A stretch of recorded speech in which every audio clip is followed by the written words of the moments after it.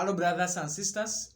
I want again to welcome all of you to this very important lesson.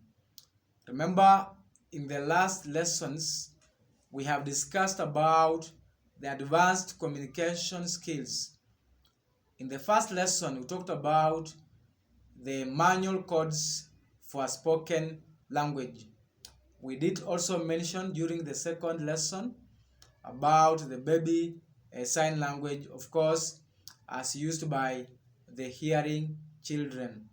In the third lesson, we talked about the home sign language as used by the deaf children, of course, born to parents who are hearing and have no idea about the sign language skills. In the last lesson, we focused on the primate use of sign language, whereby we emphasized the use of signs, of course, as taught by the scientists, to some non-human primates, of course, with an idea of listening communication between primates and human beings. In this lesson, I want us to talk about a gestural theory of human language origins.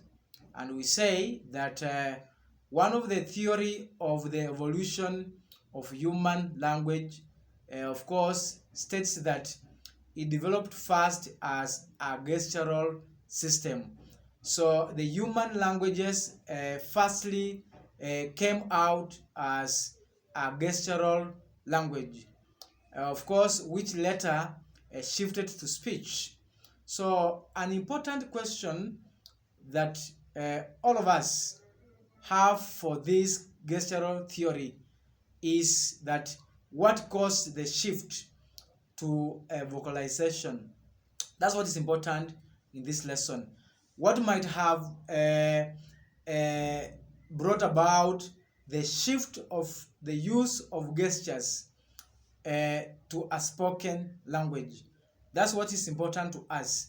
So we as interpreters, our major concern is about understanding this gestural theory of course, of evolution of human languages, so that we are able, when it comes to application, we are able to use it in an appropriate manner, so that we impart these skills not only to the deaf community, but also to anyone around us, to be able to understand vocalization in relation, of course, to use of sign language. See you in the next lesson.